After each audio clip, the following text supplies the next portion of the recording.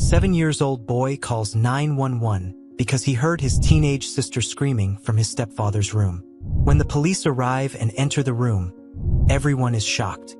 The autumn wind rustled through the maple trees lining Cedar Street, scattering red and gold leaves across the neatly maintained lawns of suburban Boston. 7-year-old Ethan Baker sat cross-legged on his bedroom floor, methodically arranging his collection of Hot Wheels cars by color. The late afternoon sun cast long shadows through his window, creating patterns on the blue carpet his mom had chosen when they moved into the house 3 years ago. From downstairs, he could hear the familiar sounds of Richard cooking dinner, the clinking of pots, the rhythmic chopping of vegetables, and the occasional sigh of exasperation that seemed to accompany everything his stepfather did. Ethan's small hands paused over a bright yellow Corvette as Lily's footsteps hurried past his door. She was probably heading to her room again, where she spent most of her time nowadays. Ethan remembered when Lily used to play with him after school, helping him build elaborate racetracks across the living room floor or reading him stories with funny voices for each character. That was before Richard moved in, before Mom started working longer shifts at the hospital, before Lily stopped smiling so much. "Lily!" Richard's voice boomed from downstairs. "Get down here and set the table." Ethan heard his sister's door open and close, her footsteps now slower, hesitant. He abandoned his cars and crept to his doorway, peering down the hallway. Lily appeared at the top of the stairs, her long brown hair hiding her face like a curtain. She wore the oversized gray sweater she'd barely taken off since school started. Even though the house was warm. "Move it!" Richard's voice carried up the stairs. "I don't have all day to wait for you to do a simple task." Ethan watched as his 12-year-old sister descended the stairs, one hand trailing along the banister. He noticed how she made herself smaller somehow. Shoulders hunched forward, head down. Nothing like the Lily who used to cartwheel across the backyard and sing Taylor Swift songs at the top of her lungs. Following quietly, Ethan sat on the middle step where he could see into the kitchen. Richard stood at the stove, his broad back turned to Lily as she began taking plates from the cabinet. At 39, Richard Cooper cut an imposing figure, tall and solid, with dark hair starting to gray at the temples. To Ethan's second-grade classmates, he was Mr. Cooper, the respected middle school teacher who sometimes helped coach Little League. But at home, he was different. "Can't you do anything right?" Richard's sharp words cut through the kitchen as Lily fumbled with the silverware, a fork clattering to the floor. "Clumsy little brat. Pick it up." Ethan watched his sister quickly bend to retrieve the fork, her hands trembling slightly as she placed it in the sink and took a clean one from the drawer. Richard turned from the stove, closing the distance between them in 2 long strides. Lily flinched, nearly dropping the handful of utensils she held. "Look at me when I'm talking to you," Richard demanded, his voice low and controlled. Lily raised her head slowly, and Ethan could see her face now pale and tight, like she was holding her breath. "What's wrong with you lately? Your mother told me about your math test. A D? Are you trying to embarrass me at school?" "And no," Lily whispered. "I'm sorry. I'll do better. Sorry doesn't cut it. You're lucky your mother works so hard to support you kids. The least you could do is show some gratitude by not acting like an idiot." Ethan's small fingers gripped the banister tighter. He wanted to say something, to tell Richard to stop being mean to Lily, but his voice seemed stuck in his throat. He remembered last week when he tried to defend her during dinner, and Richard had sent him to his room without eating, telling him that little boys should mind their own business. The sound of a car pulling into the driveway broke the tension. Lily quickly resumed setting the table while Richard returned to the stove, his demeanor shifting instantly. By the time Grace Baker entered through the side door, grocery bags in her arms, the kitchen looked like a normal family scene. "Something smells good," Grace said, setting down the bags. She looked tired after her shift at the hospital, her nurse's scrubs wrinkled, her blonde hair pulled back in a messy ponytail. "Hi, sweetie," she added, kissing Lily's cheek as she passed. "Just trying something new with the chicken," Richard replied, his voice warm and pleasant now. "Lily, why don't you help your mother with the groceries instead of standing around?" Ethan watched as his sister hurried to comply, her movements quick and nervous. His mom didn't seem to notice, already chatting with Richard about her day at work. Ethan remained on the stairs, invisible to the scene below, his young mind struggling to understand why no one else seemed to see what he saw. Later that night, after dinner had been cleared and homework checked, Ethan lay in bed listening to the house settle into its nighttime quiet. Through the wall, he could hear muffled sounds from Lily's room, not crying exactly, but the kind of shaky breathing that came before tears. He wanted to go to her like she used to come to him when he had nightmares, but something told him to stay put. Instead, he clutched his stuffed dinosaur closer and whispered a prayer like his grandmother had taught him. "Please keep Lily safe," he murmured into Rex's worn green fur. "Please make Richard be nice. Please help Mom see." The wind outside his window had picked up, sending more leaves skittering across the dark street. In the distance, a siren wailed briefly before fading away. Ethan didn't know it yet, but in just a few days, he would be the one making that kind of siren come to Cedar Street, and nothing in their carefully constructed family life would ever be the same. The morning sun filtered through the dusty blinds of Lily's bedroom, casting striped shadows across her unmade bed. She stood before her mirror, tugging at the sleeves of yet another oversized sweater, making sure they covered her wrists completely. At 12, she was already mastering the art of invisibility. "Lily, you're going to be late." Grace's voice carried up the stairs, tinged with the familiar morning stress of a working mother. "Richard's leaving in 10 minutes. The mention of her stepfather's name made Lily's stomach clench. She grabbed her backpack, heavy with books she hadn't been able to focus on the night before, and headed downstairs. In the kitchen, Ethan sat at the table, small legs swinging as he spooned cereal into his mouth, his Spider-Man backpack ready beside him. "There you are," Grace said, rushing past with a travel mug of coffee. "Richard's giving you both a ride since I have an early shift." "Lily, honey, you barely touched your breakfast." "Not hungry," Lily mumbled, avoiding her mother's concerned look. She caught Ethan watching her, his young face serious. He seemed to notice everything lately. "You need to eat properly," Richard interjected from his position by the counter, his tone carrying that edge that only Lily and Ethan seemed to hear. "Especially since you quit soccer. Getting lazy isn't going to help your grades improve." Grace frowned, pausing in her morning rush. "You quit soccer? When did this happen?" "Last week," Lily said quietly, studying the floor. "I just didn't want to play anymore." "But you love soccer," Grace protested. "You've been playing since you were 6. "Kids change, Grace," Richard cut in smoothly. Though the timing could be better, considering her recent academic performance, he checked his watch. "We need to get going. I have a faculty meeting this morning." The drive to school was tense, filled only with the sound of morning radio and Ethan's occasional humming from the back seat. Lily pressed herself against the passenger door, trying to make herself as small as possible. As they pulled up to the elementary school first, she felt Richard's hand grip her knee. "Remember what we talked about?" he said quietly while Ethan gathered his things. "No more embarrassing behavior. You're better than that, aren't you?" Lily nodded mutely, relief flooding through her as Ethan's door opened. But her little brother paused before getting out.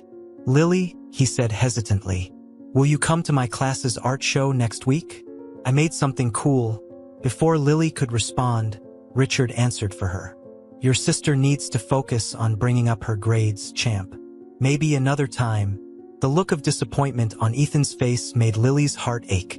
She waited until he had closed the door before whispering, "I'll try to come." What was that?" Richard's voice hardened as they pulled away from the elementary school. "Nothing," Lily said quickly, but Richard's hand tightened on the steering wheel. "Don't mumble. It's disrespectful. Just like your attitude lately. You think I enjoy getting emails from your teachers? Having to explain to my colleagues why my stepdaughter is performing so poorly." They were approaching her middle school now, but instead of pulling up to the drop-off zone, Richard turned into the teacher's parking lot, finding a spot in a secluded corner. "Look at me when I'm talking to you," he demanded, turning in his seat. Lily forced herself to meet his gaze, trying to control her trembling. "You're making me look bad, Lily. Making your mother worry." Is that what you want? No, she whispered. Then shape up. No more D's. No more attitude. No more of this sulking around the house like some victim. His voice dripped with contempt. You're pathetic, you know that? Pathetic little girl who can't even manage basic schoolwork. Now get out. And remember, one word to anyone about our private conversations, and things will get much worse. Understand? Lily nodded, fumbling with her seatbelt and practically falling out of the car in her haste to escape. She hurried across the parking lot, conscious of Richard watching her. Other students streamed past, laughing and talking, while teachers greeted each other with morning pleasantries. No one seemed to notice the girl in the oversized sweater, clutching her books to her chest like armor. In her first period English class, Lily tried to focus on The Giver, her favorite book from last year. But the words swam before her eyes as Mrs. Patterson discussed themes of conformity and silence. When called upon to participate, Lily's voice came out barely above a whisper, prompting snickers from some classmates. Lily, please speak up, Mrs. Patterson said kindly. We'd love to hear your thoughts. But Lily's throat had closed up entirely. She shook her head, shrinking into her seat as Mrs. Patterson moved on with a concerned glance. Once, Lily had loved this class, raising her hand eagerly to discuss the books she devoured at home. Now her beloved novels sat untouched on her shelves, replaced by the growing knot of anxiety in her stomach. During lunch, she found a quiet corner of the library, pulling out her math homework. The D on her last test felt like it was burning a hole in her backpack. She had always struggled with algebra, but lately, the numbers seemed impossible to grasp. Her mind constantly scattered with worry about what mood Richard would be in when she got home. Hey, Lily, a soft voice interrupted her thoughts. It was Sophie, her best friend since 4th grade. We missed you at practice yesterday. Lily kept her eyes on her textbook. I quit. I know, but why? Coach Martinez said you could be captain next year. Sophie hesitated. Is everything okay? You seem different lately. For a moment, Lily almost broke. Sophie had been there through everything: her parents' divorce, her dad moving to California, her mom starting to date Richard. But Richard's words echoed in her head. Things will get much worse. She couldn't risk it. Couldn't risk him following through on his threats about what would happen if she spread lies about him. I'm fine, Lily said, forcing a smile that felt like it might crack her face. Just busy with school stuff. Sophie didn't look convinced, but the bell rang before she could press further. Lily gathered her things quickly, avoiding her friend's worried gaze. In the hallway, she passed Richard's classroom and heard his voice carrying through the open door, warm and engaging as he discussed American history with his students. The contrast between this public persona and the man who had cornered her in the car that morning made her feel crazy, like she was imagining everything. But the bruises hidden under her sweater were real. The way her hands shook when she heard his footsteps was real. The growing silence inside her, where words used to live, was real. That afternoon, instead of heading to soccer practice, Lily walked home alone. The autumn air was crisp, leaves crunching under her feet as she took the long way, delaying the inevitable return to the house. She thought about Ethan's art show, about his small face lighting up whenever she paid attention to him. She used to be a good big sister, she thought, used to protect him from monsters under the bed and bullies at the park. Now she could barely protect herself. The kitchen clock read 7:43 p.m. as Ethan carefully poured milk over his second bowl of Cheerios. Mom was working the night shift at the hospital, leaving him and Lily with Richard again. The house felt different on these nights, tighter somehow, like the air itself was holding its breath. I can make you real dinner, Lily offered quietly from across the table. She'd barely touched her own cereal, pushing it around the bowl with mechanical movements. Richard's voice cut through from the living room. He's already eating. Stop trying to baby him. A pause. Then, Lily, get up here and help me grade these papers, since you're so familiar with failing grades. Ethan watched his sister's knuckles whiten around her spoon. Go on, he whispered. I'm okay. Lily rose from the table, her chair scraping softly against the floor. Ethan noticed she was still wearing her sweater. even though the heating was on full blast. As she headed upstairs, he remembered something his teacher, Ms. Collins, had said during their safety assembly last week. Trust your feelings. If something seems wrong, it probably is. A lot of things seemed wrong lately. He finished his cereal, listening to the muffled voices from upstairs. Richard's tone grew sharper, though Ethan couldn't make out the words. Then came a sound he recognized: Lily's attempt to hold back tears, the kind of hitched breathing she did when trying to be quiet about it. "Stupid girl." Richard's voice suddenly rang clear, followed by a thud. Ethan froze, his small body tensing. More thuds. Then a cry of pain that could only be Lily. His heart began racing as he remembered more of Miss Collins's words.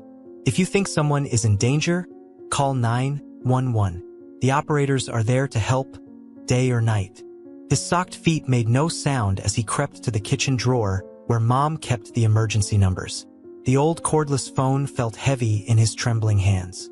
He could hear Richard yelling now, words like worthless and embarrassment mixing with sounds that made Ethan's stomach hurt. Ducking into the pantry, Ethan pressed the numbers. 911. The phone rang once, twice. 911, what's your emergency? Ethan's voice came out smaller than he meant it to. "I think my sister's getting hurt." "Okay, sweetheart, you're very brave for calling. Can you tell me your name and address?" "Ethan Baker. We live at 247 Cedar Street." Another crash from upstairs made him jump. "Please hurry. It's my stepdad, Richard. He's hurting Lily. I'm sending officers right now, Ethan. Can you stay on the phone with me? I hear police." The words burst from him as distant sirens grew closer. Red and blue lights began flashing through the windows. "Ethan, find a safe place to wait. Don't try to intervene, okay?" He huddled deeper into the pantry as heavy footsteps thundered down the stairs. Richard's voice boomed through the house. "What the hell?" The front door burst open with a crash that made Ethan cover his ears. Multiple voices filled the house, authoritative and urgent. "Police! Everyone freeze! What's going on?" Richard's voice had changed, becoming the smooth, reasonable tone he used at school. "There must be some mistake. Check upstairs." A female officer's voice cut through the chaos. More footsteps on the stairs, then a gasp. "We need medical up here." Ethan crept out of the pantry, the phone still clutched to his chest. A tall officer spotted him, approaching slowly with hands raised. "Hey there, buddy. I'm Officer Mike. Did you make the call?" Ethan nodded, his eyes fixed on the stairs. "Is Lily okay?" Before the officer could answer, paramedics rushed through the front door with a stretcher. Richard was being handcuffed in the living room, his face red with rage as he caught sight of Ethan. "You little..." An officer clamped a hand over Richard's mouth, steering him roughly toward the door. "Don't look at him," Officer Mike said, positioning himself between Ethan and Richard. "You did exactly the right thing, son." The paramedics descended the stairs with Lily on the stretcher. Ethan caught a glimpse of his sister's face, tear-streaked and bruised, but her eyes found his. Something passed between them, a look of relief mixed with fear and something else. Pride. Maybe. "Mom," Lily whispered as they wheeled her past. "Someone needs to call Mom." "We're contacting her now," a female officer assured her, following the stretcher. "Your mother's already on her way." The house seemed to exhale, tension draining away with Richard's removal. Officer Mike knelt beside Ethan, who suddenly felt very tired. "Would you like to tell me what happened tonight?" Ethan looked at the phone in his hands, then at the empty staircase where he'd watched his sister shrink away day after day. His voice grew stronger as he spoke. "It started a long time ago," he began. "Richard, he was always mean to Lily. But tonight..." As police photographers climbed the stairs and evidence technicians began their work, Ethan told his story. He told them about the changes in his sister, the fearful silences, the hidden bruises he'd glimpsed. He told them about Richard's two voices, the public one that fooled everyone, and the private one that hurt Lily with words and worse. Through the window, he could see the ambulance's lights still flashing, illuminating the gathering neighbors in pulses of red and blue.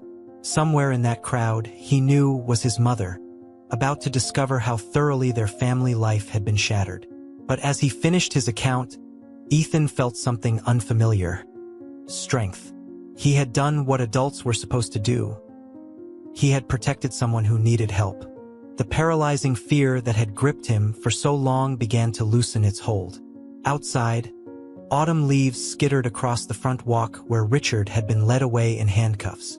The night air gusted through the open front door, carrying away the heaviness that had settled over their home. Change had come to Cedar Street, sudden and violent, but necessary. Like the storms that sometimes swept through their neighborhood, this night would leave destruction in its wake. But it would also clear the air, making room for something new to grow. Detective Diana Chun had seen hundreds of interview rooms in her 15 years with Boston PD, but something about this one felt different. Maybe it was the small figure hunched in the oversized chair, feet barely touching the ground, clutching a dinosaur plushie that a patrol officer had retrieved from his room. Ethan Baker's eyes were tired but alert, taking in every detail of the child-friendly space. "That's a cool dinosaur," Detective Chin said, sliding a hot chocolate across the table. "Does he have a name?" "Rex," Ethan replied quietly. "Lily gave him to me for my birthday last year." At the mention of his sister's name, his small fingers tightened around the stuffed animal.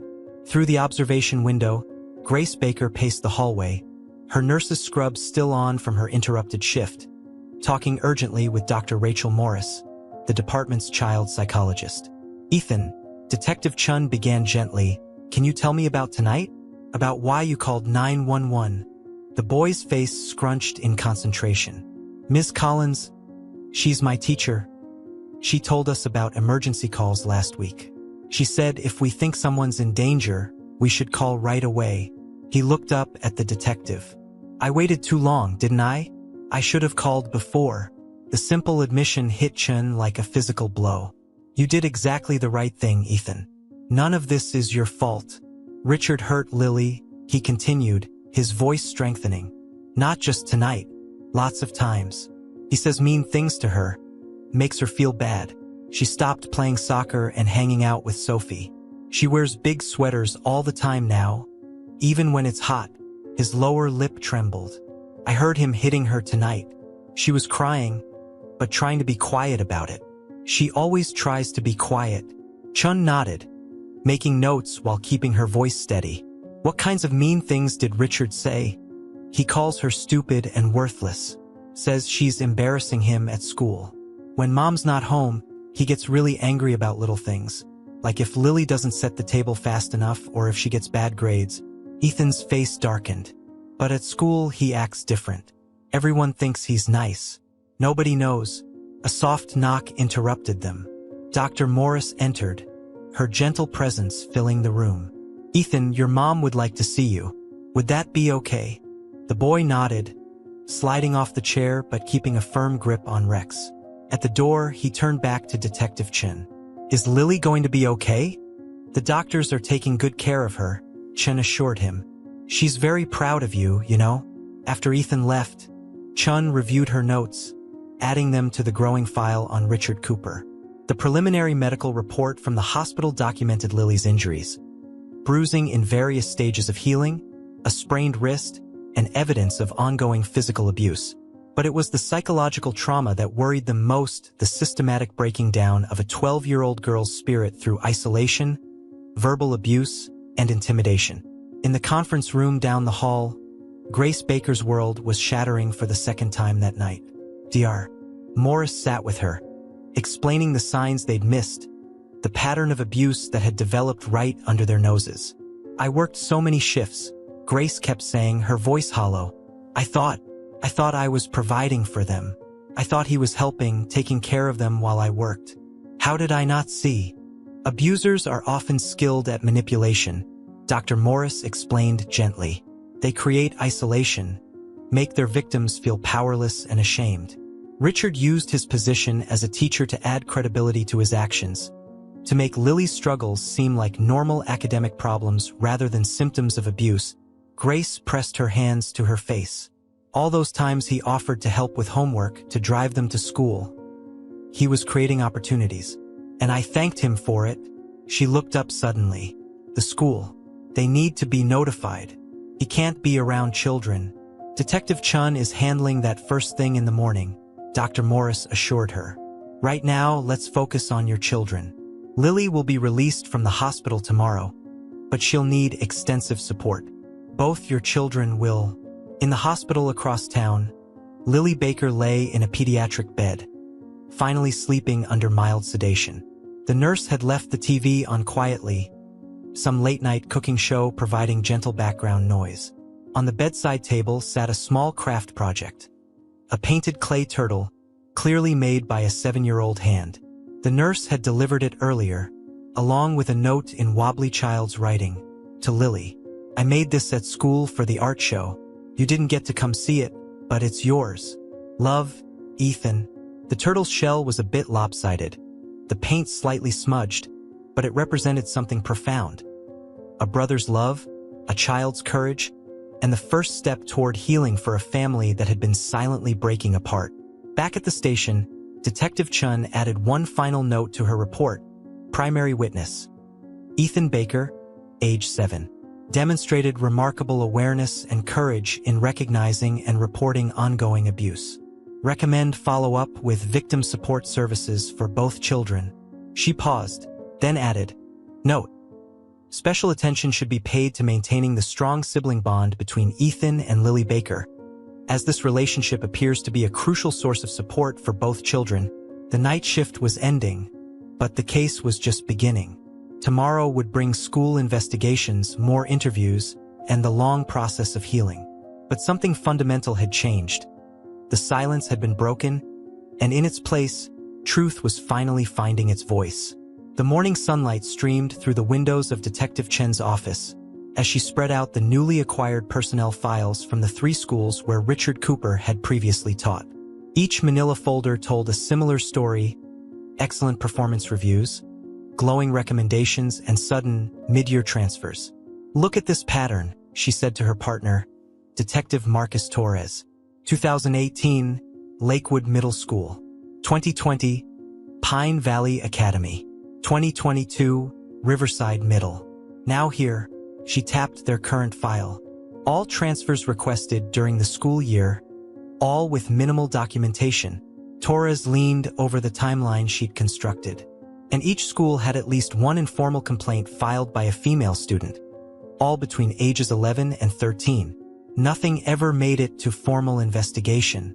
Because he was already gone, Chun finished. Standard Predator playbook.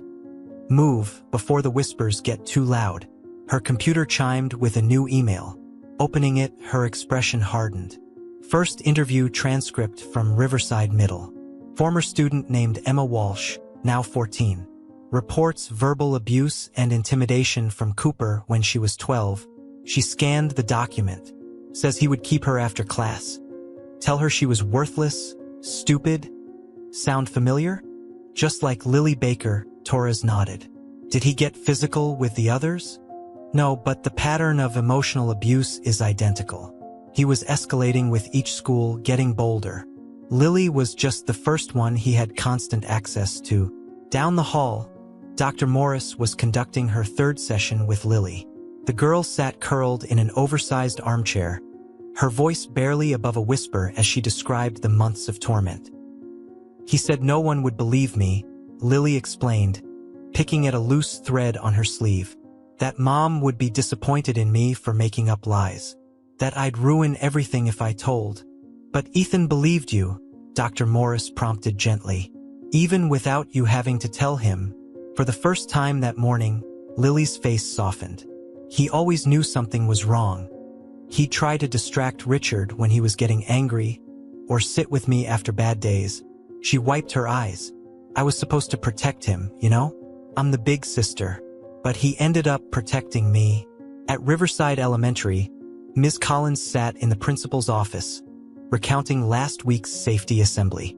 I had no idea Ethan would need that information so soon, she said, her voice shaking. When the police called this morning, God, if we hadn't done that presentation. Principal Martinez leaned forward. You may have saved that girl's life, Sarah. And now we need to make sure this never happens again. I want every teacher trained on recognizing signs of abuse. New hiring protocols, better background checks. Back at the station, Grace Baker sat with the district attorney, reviewing the growing mountain of evidence against her husband. Her hands trembled as she signed the restraining order paperwork. "We have enough to put him away for a long time," the DA assured her. The physical abuse of Lily, the pattern of emotional abuse across multiple schools. "No jury will sympathize with him. I want to make a statement," Grace said firmly. "To the school board, the parents, everyone. They need to know how he slipped through the cracks, how he used his position to hide what he was doing." In the hospital, Ethan had finally been allowed to visit his sister. He climbed carefully onto the edge of her bed, taking in the bruises on her face with solemn eyes. "Does it hurt?" he asked, touching her hand gently. "Not so much now," Lily answered. She managed a small smile. "I like your turtle."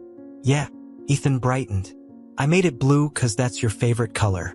Even though real turtles aren't blue." "It's perfect," Lily said, her voice catching. "Ethan, thank you for calling them, for seeing what was happening when nobody else did. Miss Collins says sometimes kids can see things better than grown-ups." Ethan replied seriously. "She says we should trust our feelings. You're pretty smart for a 7-year-old. You know that?" "That's 'cause I have a smart big sister." The simple exchange brought tears to Grace's eyes as she watched from the doorway. Dr. Morris stood beside her, observing the interaction. "They're going to need each other more than ever during the recovery process," the psychologist noted.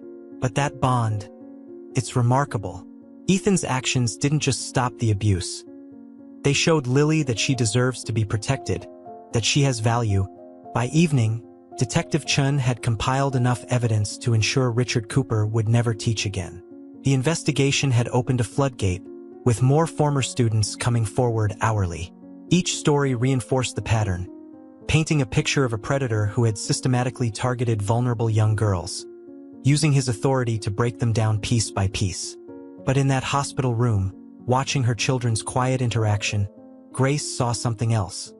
The beginning of healing, the slow rebuilding of trust, and the extraordinary courage of a 7-year-old boy who had refused to stay silent in the face of wrongdoing. The buried secrets were finally surfacing, bringing with them both pain and possibility, the possibility of justice, of recovery, and of a future where neither of her children would ever have to feel afraid in their own home again.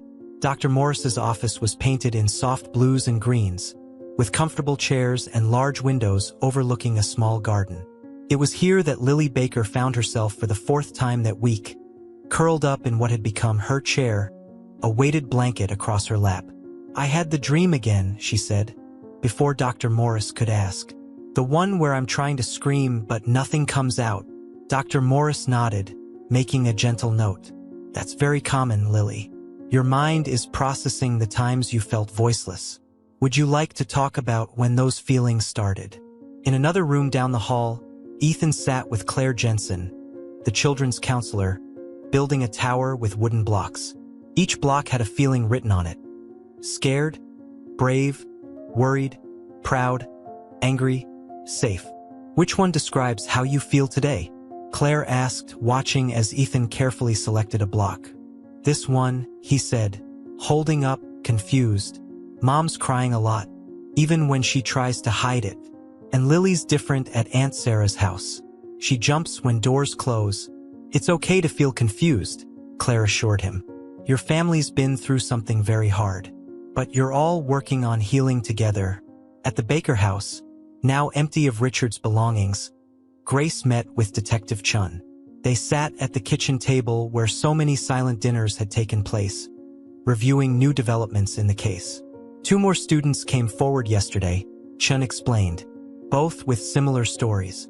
"The DA is confident about the case, but we want to spare Lily from testifying if possible." Grace clutched her coffee mug.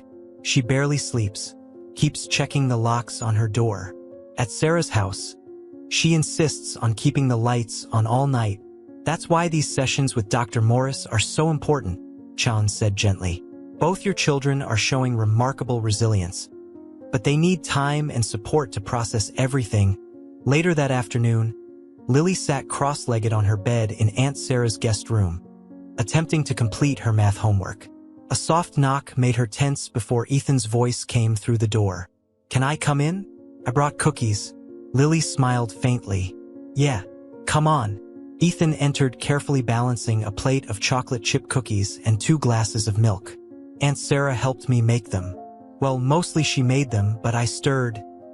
He settled beside her on the bed, peering at her textbook. "Is it hard?" "Not as hard as before," Lily admitted. "My head feels clearer now that—" She trailed off, then forced herself to continue. "Now that he's gone."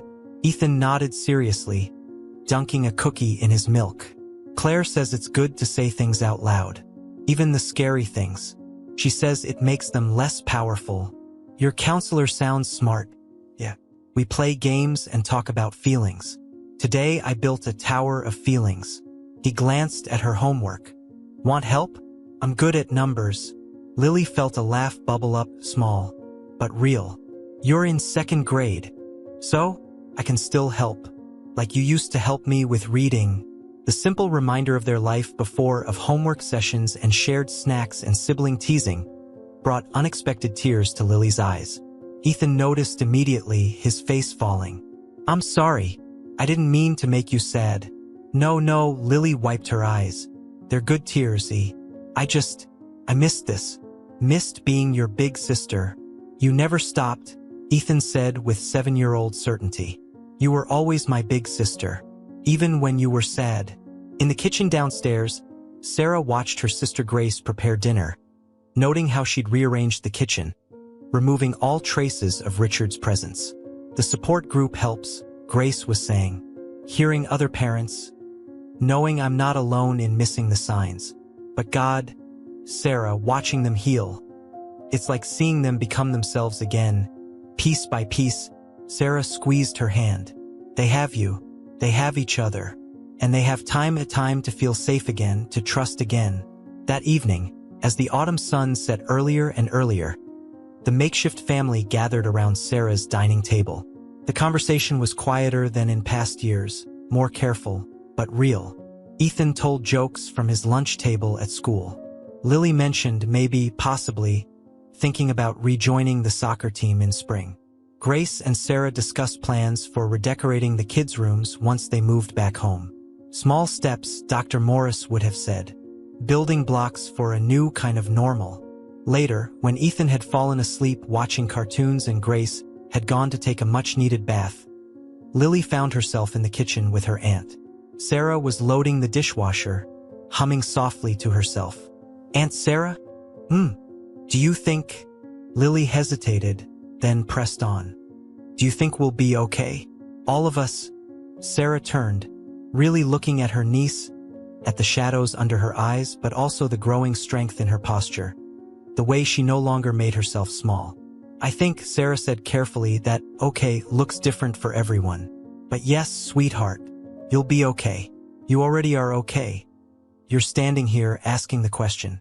That's bravery." Upstairs, Ethan stirred in his sleep, clutching Rex the dinosaur. In her bath, Grace finally allowed herself to cry. Not from guilt this time, but from relief and determination. And in the kitchen, Lily Baker stood straighter, letting her aunt's words sink in. They were all learning to be brave in different ways. Learning to trust the silence again, because now it was their choice, not a prison, but a peace they were building together, one day at a time. Detective Chun sat at her desk, reviewing the latest victim impact statement. Emma Walsh's testimony had opened the floodgates. 23 girls had come forward in the past 2 weeks, each with their own story of Richard Cooper's abuse of power and trust. Detective Officer Mike Roberts appeared in her doorway. "There's someone here you need to talk to." Former administrator from Lakewood Middle School, Margaret Winters looked every bit the retired vice principal, silver hair, sensible shoes, and eyes heavy with regret. She placed a thick folder on Chen's desk. "I kept copies," she said quietly. "Against policy, but I knew something wasn't right about those transfers. The way he'd focus on certain girls, always the vulnerable ones. Single parents, recent divorces, struggling grades."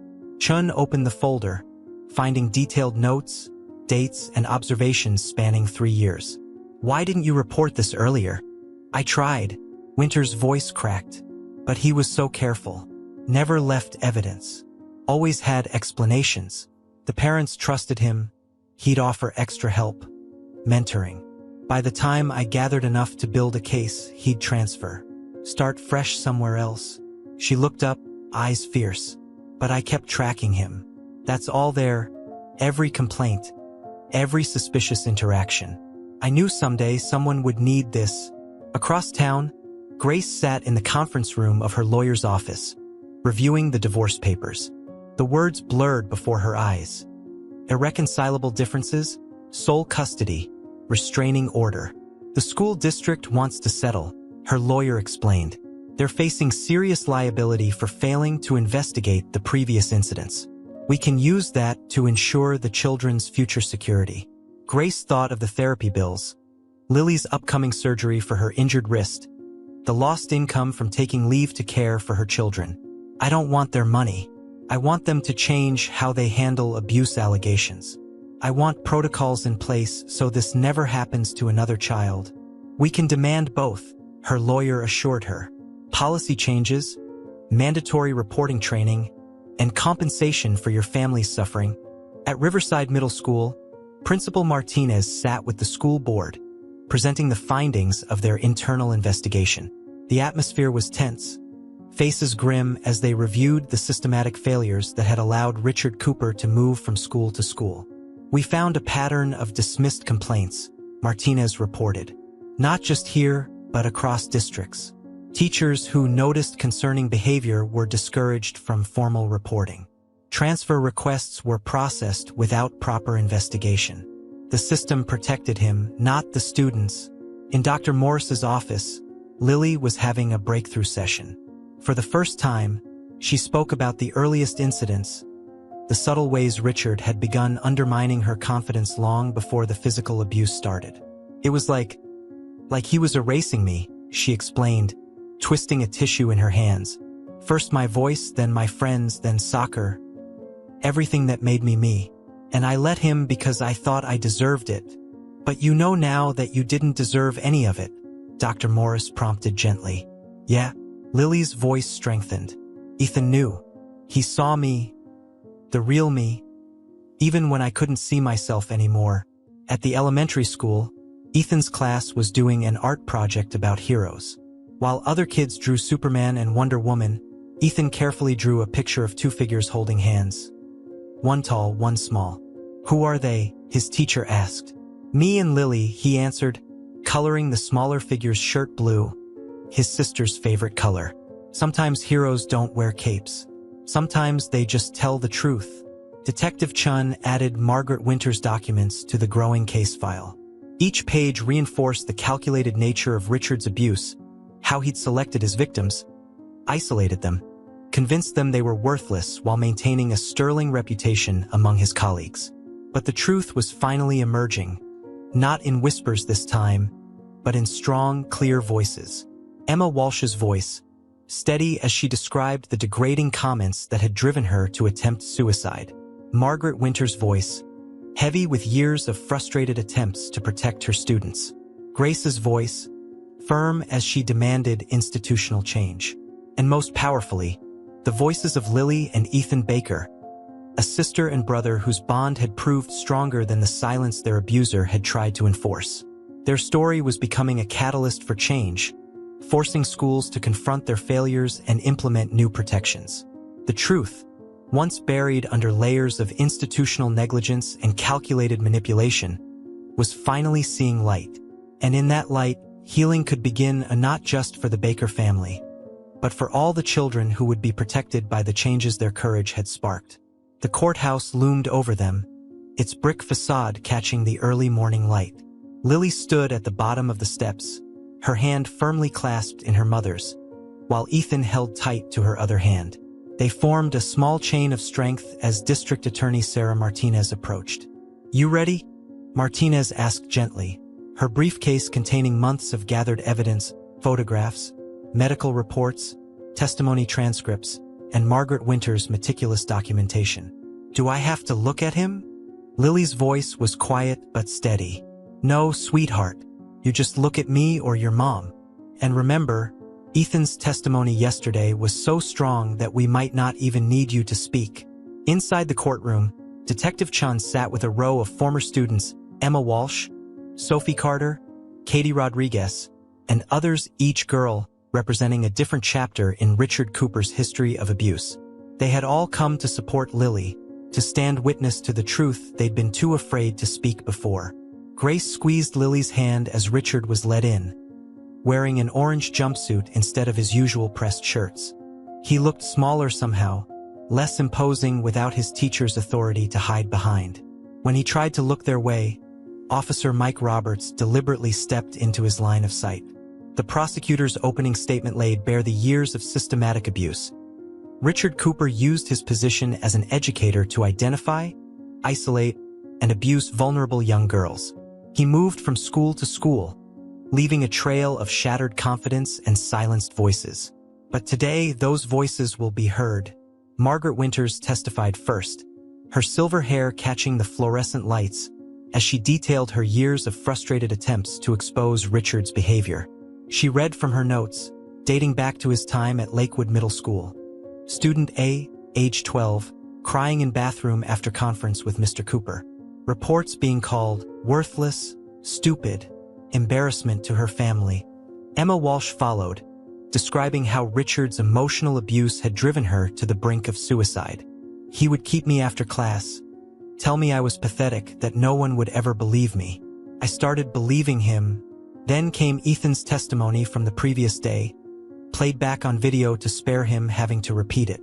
The courtroom fell silent as they watched the 7-year-old explain, with remarkable clarity, how he had recognized the signs of abuse. Lily stopped being Lily. His recorded voice said simply. She got quiet and scared. Richard acted nice when Mom was home but mean when she wasn't. Ms. Collins taught us about calling 911 if someone's in danger. So when I heard Lily crying and Richard hurting her, I called. During a break, Lily sat in a private room with Dr. Morris, practicing breathing exercises. Everyone's so brave, she whispered. Emma, Mrs. Winters, Ethan. They're all speaking up.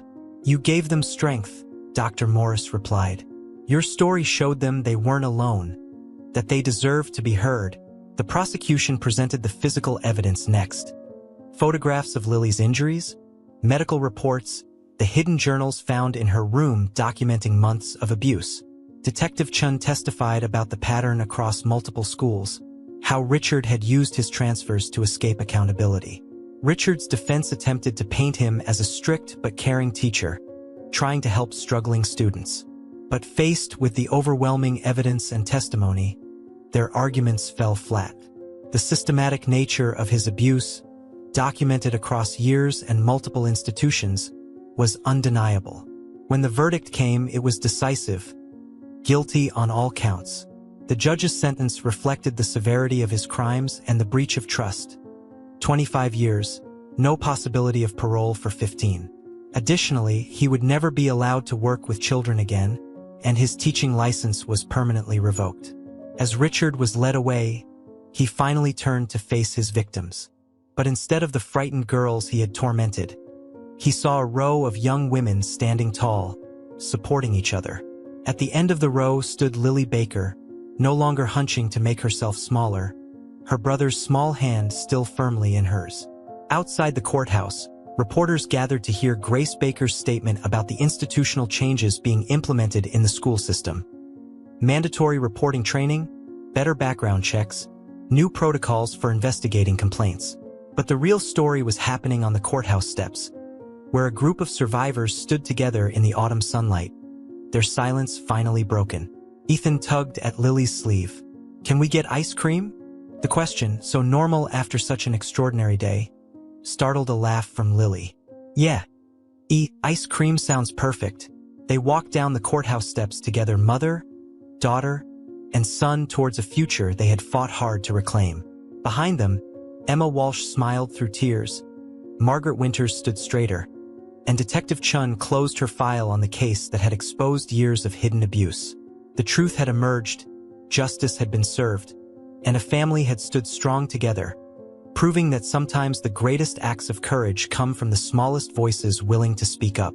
The trees along Cedar Street had shed their leaves, creating a carpet of gold and crimson that crunched beneath Grace Baker's boots as she walked home from the mandatory reporting training session at Riverside Middle School. 3 months had passed since Richard's sentencing, and the changes they'd fought for were finally taking root. Principal Martinez hurried to catch up with her. "The new protocols are making a difference, Grace. 2 teachers reported concerning behavior last week. Cases that might have slipped through before." "Good," Grace said firmly. "That's why we push so hard for this.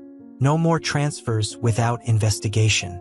No more dismissing student complaints." At home, Lily sat at her desk, working on an essay for English class. The topic was courage, and for once, the words flowed easily. Courage isn't always loud. Sometimes it's a whispered help. Sometimes it's a phone call in the dark. "My 7-year-old brother taught me that bravery comes in all sizes, and that speaking up can change not just one life, but many." Her phone buzzed with a text from Emma Walsh. "Support group meeting tomorrow. New girl needs to hear your story. Coming?" Lily smiled, typing back a quick yes. The support group had become a vital part of her healing process.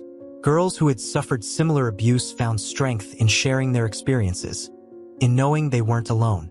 They called themselves the Truth Tellers, a name that had started as a joke but stuck, becoming a symbol of their collective recovery. Downstairs, Ethan sprawled on the living room floor with his homework. He'd been moved up to an advanced math class, his confidence growing now that the shadow over their home had lifted. A certificate from the police department hung on the wall above him for outstanding bravery in service to others, though Ethan still insisted he'd just done what anyone would do. Grace paused in the doorway, watching her son work. The therapists had warned her about possible trauma responses, delayed reactions to the stress he'd endured. But Ethan had proven remarkably resilient. Dr. Morris said it was because he'd acted instead of remaining helpless. He'd found a way to protect his sister, and that sense of agency had helped him process the experience. The doorbell rang, and Detective Chun stepped in from the cold. She'd become a regular visitor, checking in on the family and updating them on the ripple effects of their case. Today, she carried a thick manila envelope. The school board approved all the new policies, she announced, spreading the documents on the kitchen table.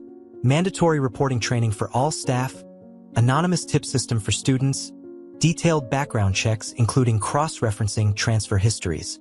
Plus, they're implementing the support program Lily suggested, peer counseling for abuse survivors. They're calling it the Baker Initiative, Grace said softly, touching the papers. Though Lily's still embarrassed by that name, she shouldn't be. Your family's case changed everything. Richard Cooper's conviction opened the floodgates. 3 other districts have contacted us about implementing similar protocols. Upstairs, Lily finished her essay with words she'd repeated at Richard's sentencing. Justice isn't just about punishment. It's about change. It's about making sure what happened to me doesn't happen to anyone else. It's about turning pain into purpose, silence into strength, and fear into hope. Sometimes justice starts with a single voice, even if that voice belongs to a second grader who just knew something was wrong. My brother saved more than just me that night. He saved every student who might have faced abuse in silence. He showed us all that the truth, once spoken, can never be locked away again. That's what justice means to me now. Not an ending, but a beginning.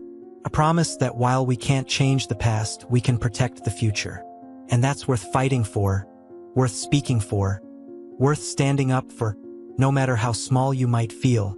She sat back, reading over her words. Through her window, she could see the spot where police cars had parked that night, their lights painting the street in red and blue. But now the view showed something different. Children playing freely, parents chatting on porches, a community that had learned to watch more carefully and speak up more quickly. Justice had come to Cedar Street, not just in a courtroom verdict, but in the everyday changes that would protect future generations, in the courage of those who had found their voices, in the strength of a family that had refused to let darkness win. and in the simple wisdom of a 7-year-old who had known that sometimes, the bravest thing you can do is tell the truth. Spring bloomed on Cedar Street, bringing with it the scent of fresh grass and new possibilities.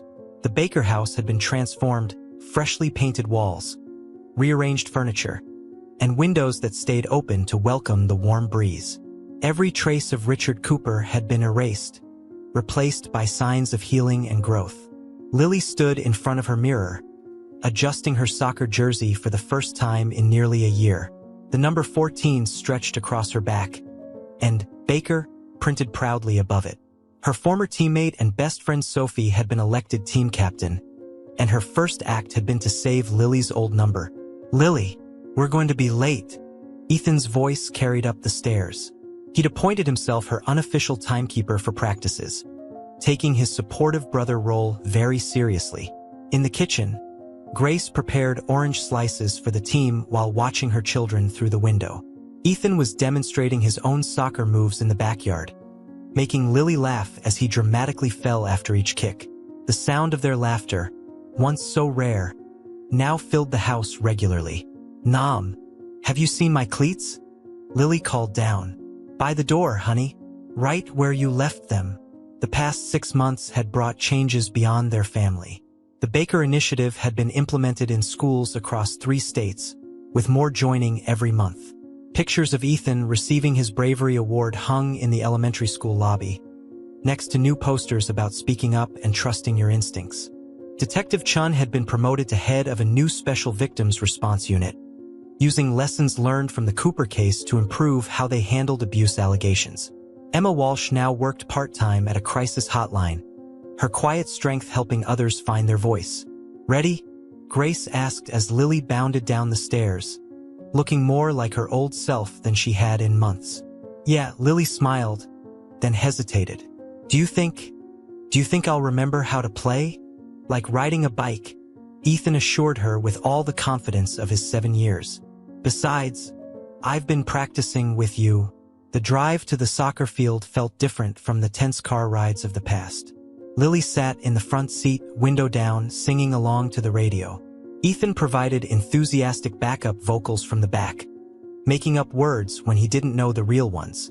The soccer field was alive with activity, parents setting up chairs, kids warming up, coaches organizing drills. Sophie ran over as soon as they pulled up. "You're just in time. We're doing shooting practice first." Lily grabbed her bag, then turned back. "Hey, yeah, thanks for being my cheerleader." Ethan grinned. "That's what brothers do." As Lily jogged onto the field, Grace and Ethan set up their chairs on the sideline. Other parents waved and called greetings. The community had rallied around them, proving that healing happened best when people stood together. "Mom?" Ethan asked, munching on an orange slice. Are we okay now?" Grace looked at her son, her brave, perceptive, compassionate little boy who had changed so many lives with one phone call. Then she looked at Lily, laughing with her teammates as they practiced passes, her movements growing more confident with each kick. "Yeah, sweetie," she said softly. "We're okay. Different, maybe, but okay." "Different is good," Ethan decided. "Like how Lily's different now. She's stronger. We all are." The coach's whistle blew, and the game began. Lily took her position on the field, no longer hunching to make herself smaller, no longer afraid to take up space. When she scored her first goal, her celebration was pure joy, arms raised to the sky, face bright with triumph. "That's my sister," Ethan shouted, jumping up and down. "That's my big sister." Later that evening, the 3 Bakers sat on their front porch, enjoying ice cream cones and watching the sunset. The street was peaceful, filled with the normal sounds of a neighborhood at dusk: kids riding bikes, dogs barking, screen doors slamming. "I have something to tell you both," Grace said. "The governor's office called. They want us to speak at the signing ceremony for the new protection laws next month. But only if you're comfortable with it." Lily and Ethan exchanged a look, the kind of silent communication that had grown stronger through their shared experience. "I want to," Lily said. "People need to know it's okay to tell. That asking for help isn't weakness." "Me too," Ethan added. Ms. Collins says our story helps other kids be brave. Grace wrapped an arm around each of her children, marveling at their resilience, their compassion, their unwavering support of each other. They had emerged from darkness not just surviving, but thriving, transformed by truth, strengthened by love, ready to help others find their way to the light. On Cedar Street, the spring evening softened into twilight. In houses up and down the block, lights began to glow in windows, each one representing a family, a story, a potential for both harm and healing. But in the Baker house, the lights shone especially bright, illuminating 3 people who had learned the most valuable lesson of all, that sometimes the end of one story is just the beginning of a better one. And in that beginning there was hope, there was strength, there was love, there was at last peace.